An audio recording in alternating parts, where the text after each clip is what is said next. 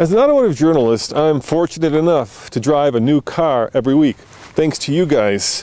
And today, I'm going to give you my take on the brand new 2014 Honda Accord Hybrid, and that is coming up next on the Fast Lane Car.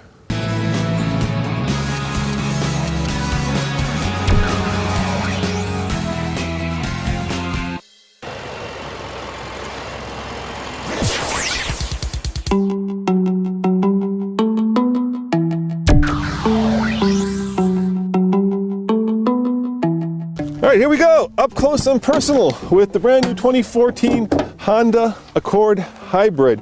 Now, the old Hybrid had an electric motor basically sandwiched into the transmission. What makes this car unique and special is that there is no transmission. In fact, there are now 3 drive modes. There's an EV mode where it'll go in electric mode only for about a half a mile. You hit a hill or you hit the accelerator, no EV mode. There is a kind of an in-between mode, which isn't that important. The mode that it's mostly in is hybrid mode, and in that case it works just like a Volt. It has this 2-liter engine that generates electricity, which powers the battery, which powers the front wheels, and that's the mode that you're in most of the time. And what's really astounding about that is it gets 50 mpg in the city, which actually blows away the Camry Hybrid. If you do the math, the Hybrid is about $3,600 more expensive than a comparably equipped non-hybrid Accord. So at about $3 a gallon, that means you'll recoup that $3,600 in about 5 to 6 years, and that's a long time. So is it worth it? You know, I believe it is, because it's really cool and really fun the way all the electronics work together to make a car that's this big get 50 mpg in the city. Very impressive indeed.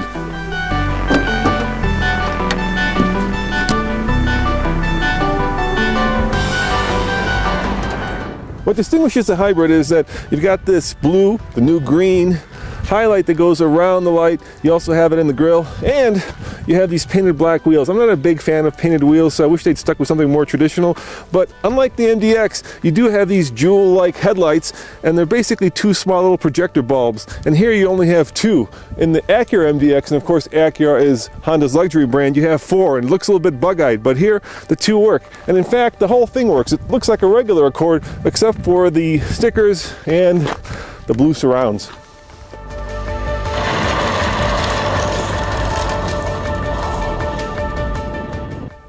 Now, there is a significant difference in the back of the Honda Hybrid Accord, and that's not this hybrid sticker. No, you'll find that in the trunk.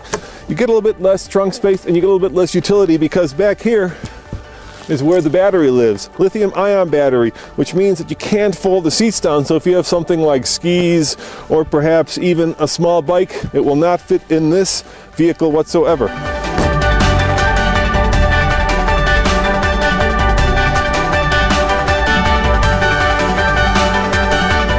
I get to drive this car for a week, so I get to live with it for quite a while. The other thing that I get is an Accord that is stuffed to the gills with every conceivable creature comfort. They always give us the cars that are fully loaded, so of course we have keyless entry. But here's something cool that you may not be aware of. Tommy, come over here, check this out. Right down here is the fuel filler and the release for the trunk. Now you can lock that, and the question you may be asking yourself is, how do I lock that when there's no key? Well, here's how you do it. You take the key fob, and of course you get the little blue here, and you pull the key out right there, and you come down here and you lock it. Once you show them, it's now locked. And so let's say that you park this car and you don't want the valet getting at the trunk. You can't open it, you can't get at the gas. Pretty cool. And of course, this key that lives in this fob is also good if the power goes out and you in fact do need to use a key to either lock or get into the vehicle. All right, let's talk about the interior. Now, I'm a big fan of this new interior. Every place I touch, every place I look, looks expensive and feels expensive. And that's a testament to how much work Honda put into this car to make it a premium vehicle. Of course, this isn't an Acura, but it's that close to being an Acura.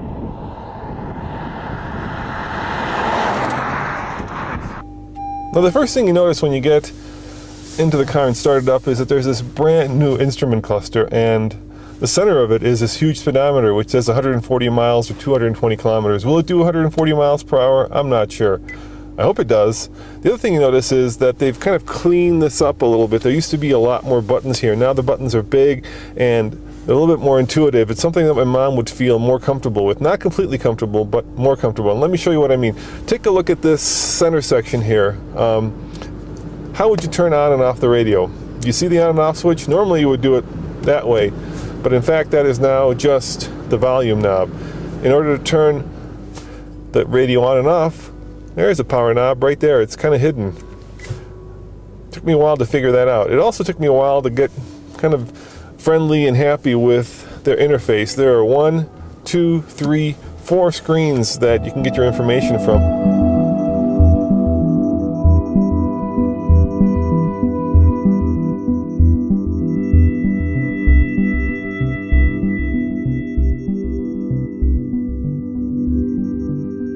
What isn't hard to figure out are these switches right here, the heated seats. And in a hybrid, heated seats are actually a really smart feature because it takes a lot more energy to heat the cabin than it does to heat the seats. So if you turn the heat down and you turn on your heated seats, you'll actually be saving energy, which means you'll get better fuel economy. And this car is really all about getting good fuel economy. But it's also about the ability to drive a car and not feel like you're driving an appliance. The Toyota Camry, which we just reviewed, is in essence like driving a refrigerator. It's a very well built, high quality car, but there's not a lot of engagement. Now remember how I was talking about an EV mode, an electric vehicle only mode. I can put the car in drive and all of a sudden it'll tell me which way the energy is flowing. So right now, as you can tell, the battery is powering the car and the little EV light is on, which means that I'm in EV mode only. But if I hit the EV button, what it'll say is that it's on, but let's see how far I can get. I bet you I can't get very far before the engine turns on. And I'm about to floor it. Let's see how far we get. All right, this isn't working. I'm getting too far. I was hoping that it would stop, but apparently I have an almost full battery and the car will let me drive in EV mode. But let's see what happens if I floor it. You ready? EV mode canceled. That's the point I was trying to make. If you really want to drive in EV mode, then you might want to get the plug-in version of this Accord. The downside to that is it's a little bit like the Prius. It only goes about 13 miles on a full charge. Let me show you something really fun about this car. Right here at the end of the turn signal stalk is a little button, and when you push it, you get this side camera. And that's a little camera that's mounted on the rear view mirror that's on the right side. And every time you turn on the turn signal, you actually see that view. So if there's somebody in your blind spot, or if there's a bicyclist on your right side, on your passenger side, then you'll be able to see him. Let me show you. Turn signal. Turn signal. Isn't that cool? Now if you go the other way, unfortunately there's no camera on the driver's side. I'm not really certain why Honda decided to put it on one side. I think they feel that over here it's a little bit more visible than over there. So here's my bottom line on this Accord Hybrid. With technology that's this complicated, there comes a lot of features. There's a lot of really cool safety that you get.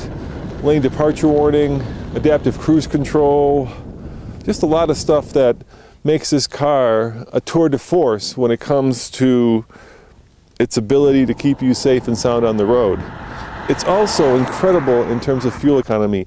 To have a full-size sedan that can comfortably take 5 people across the country and still get 50 miles to the gallon in the city is mind-blowing, for me at least. Now, would I get this car if it were my money? You know, I'd still probably go for the sport version with the manual transmission, because at the end of the day, the amount of driving fun and the amount of road feel, to me at least, is more important than the amount of technology stuffed into this vehicle. But you know what? This is coming right up the list because I love technology, I love the newest technology, and I love trying to figure out all this stuff that makes this car such a phenomenal and technological tour de force. As always, this has been Roman reporting for the Fastlane Car. Thanks for watching, and thanks for checking out my take on the brand new 2014 Accord Hybrid.